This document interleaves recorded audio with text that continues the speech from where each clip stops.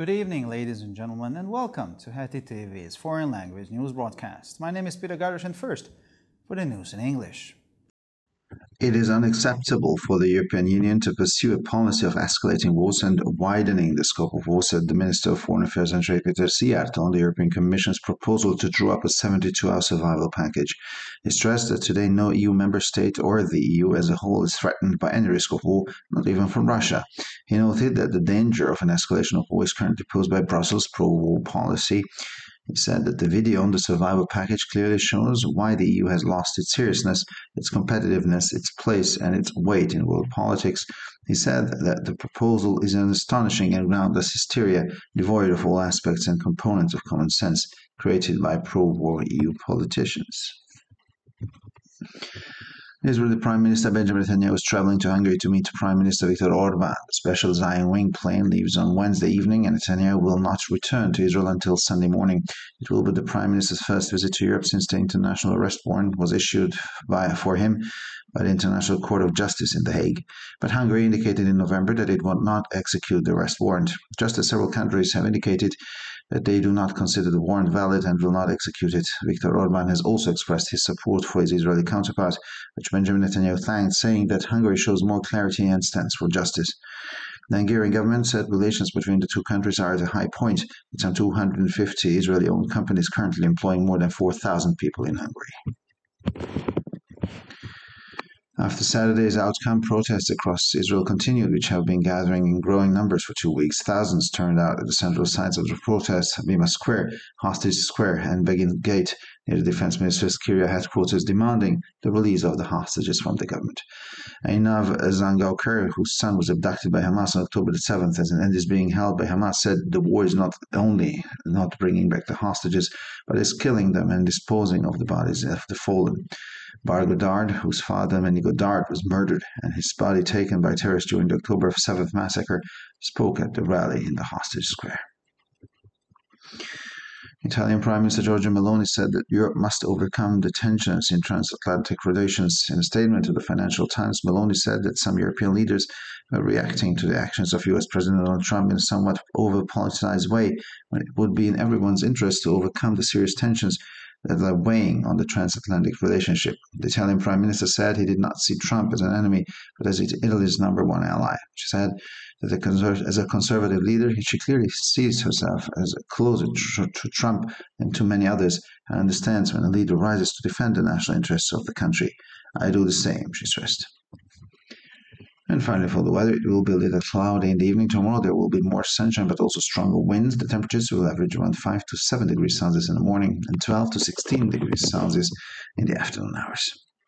For further news, please visit our websites at www.hetitv.com or breuerpress.com. Thank you for your attention. So much for the news in English, and now for the news in German.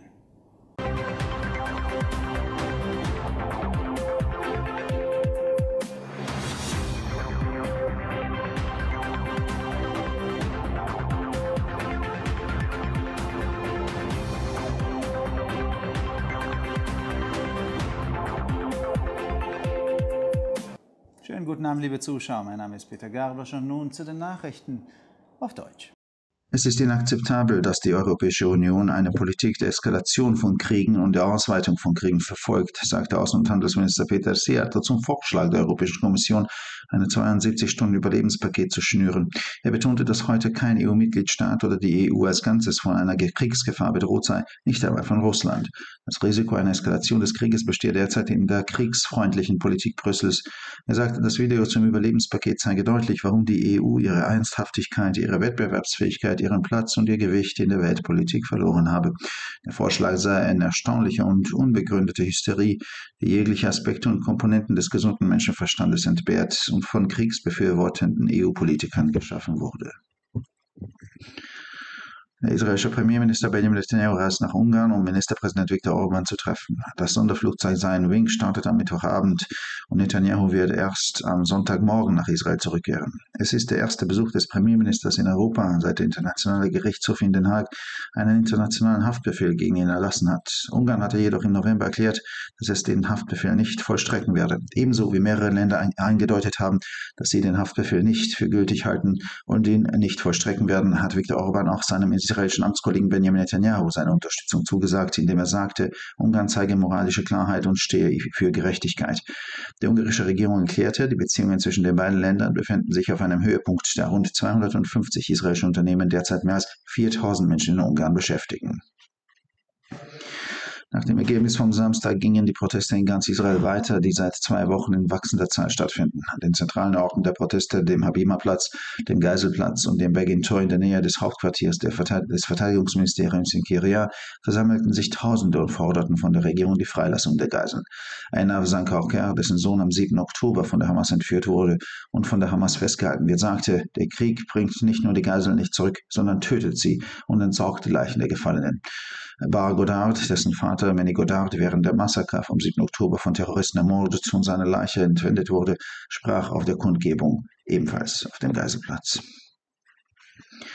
Die italienische Ministerpräsidentin Giorgia Meloni sagte, Europa müsse die Spannungen in den transatlantischen Beziehungen überwinden. In einer Erklärung gegenüber der Financial Times sagte Meloni, dass einige europäische Staats- und Regierungschefs auf die Handlungen von US-Präsident Donald Trump auf eine etwas überpolitisierte Weise reagieren, obwohl es im Interesse aller wäre, die ernsten Spannungen zu überwinden, die die transatlantischen Beziehungen belasten.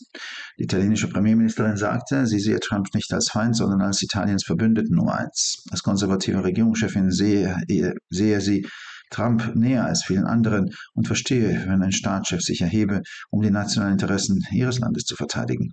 Ich tue das auch, betonte sie. Und schließlich zum Wetter. Am Abend wird es ein wenig bewölkt sein. Morgen wird es sehr mehr Sonnenschein geben, aber auch stärkeren Wind. Die Temperaturen liegen bei durchschnittlich 5 bis 7 Grad am Morgen und zwischen 12 und 16 Grad am Nachmittag. Für weitere Nachrichten besichtigen Sie bitte unsere Webseiten www.hettitv.com sowie www.breuerpress.com.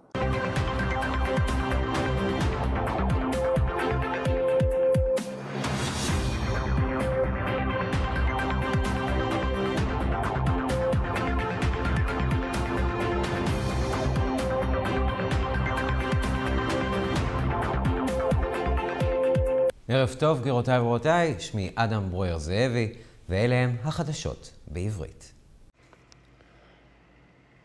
לא מתקבל על הדעת שהאיחוד האירופי נוקט מדיניות של הרחבה והסלמת המלחמה, אמר שר החוץ והמסחר פיטר סיארטו בנוגע להצעת הנציבות האירופית להרכיב חבילת הישרדות של 72 שעות. הוא הצהיר כי כיום אף מדינה חברה באיחוד אינה מאוימת על ידי סכנת מלחמה כלשהי, אפילו לא מרוסיה. הוא ציין כי הסכנה הנוכחית להסלמה במלחמה נובעת מהמדיניות של בריסל. לפי פיטר סיארטו, הסרטון על חבילת ההישרדות מראה בבירור מדוע האיחוד איבד את רצינותו, התחרותיות שלו, מקומו ומשקלו בפוליטיקה העולמית.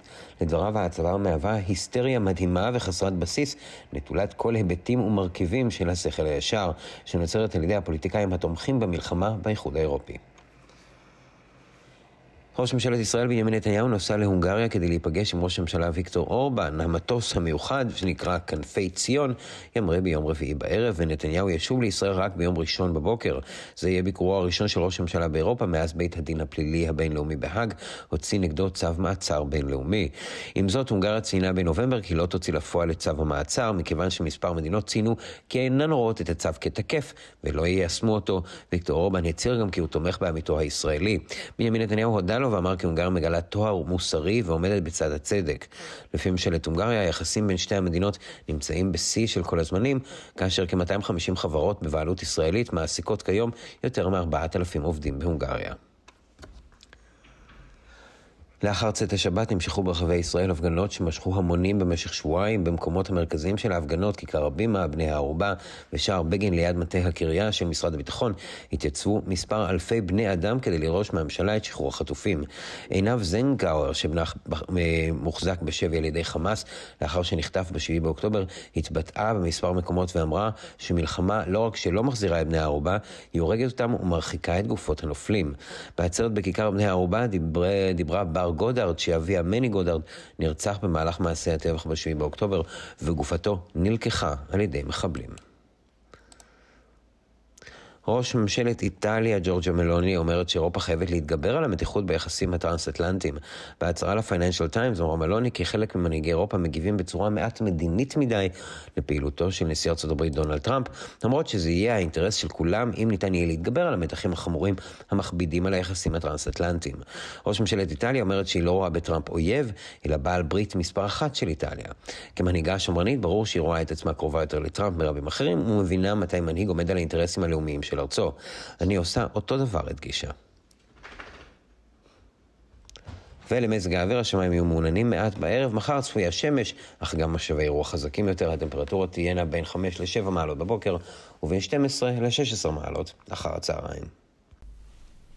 לחדשות נוספות, אנא בקרו באתרי האינטרנט שלנו, ב-hattitv.com או broyerpress.com. תודה רבה והמשך ערב נעים.